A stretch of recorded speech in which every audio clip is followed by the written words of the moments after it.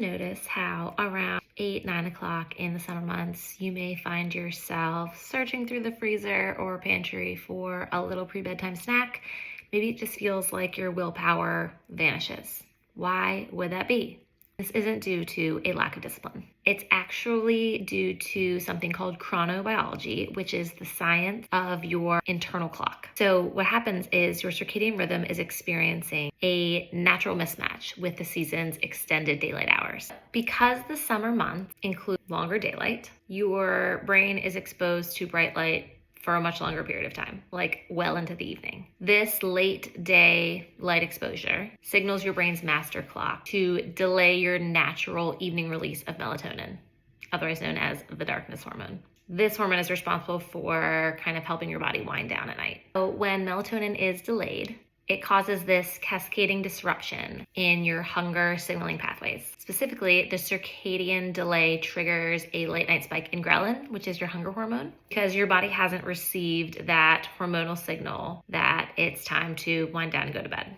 It might mistakenly think that it needs more energy, which can trigger those sudden cravings. And here's why this matters for your long-term metabolic health. Human insulin signaling naturally peaks in the morning and early afternoon and decreases in the evening, which is why we usually talk about people being more insulin resistant as the day goes on. So if you eat a heavy meal at 8:30, 9 o'clock at night, your body is processing those calories with a significantly lower amount of insulin than it would if it did earlier in the day.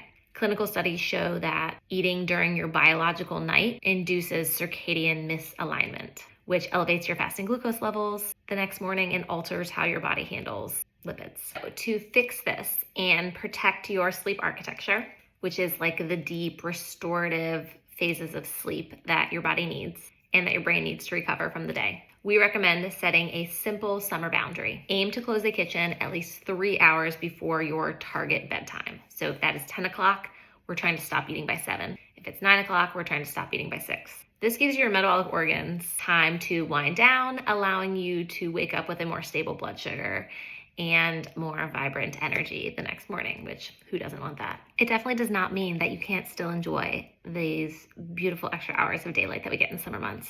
It just means that you're eating dinner earlier and maybe taking it outside with you. Pack sandwiches to take them by the pool for an evening swim. Maybe it means you're eating dinner in your garden a little earlier than instead of when you come inside for the evening. Pack a picnic to take to the playground. There are tons of options. You can still enjoy the longer daylight in these summer months. Just do it with eating dinner a few hours earlier.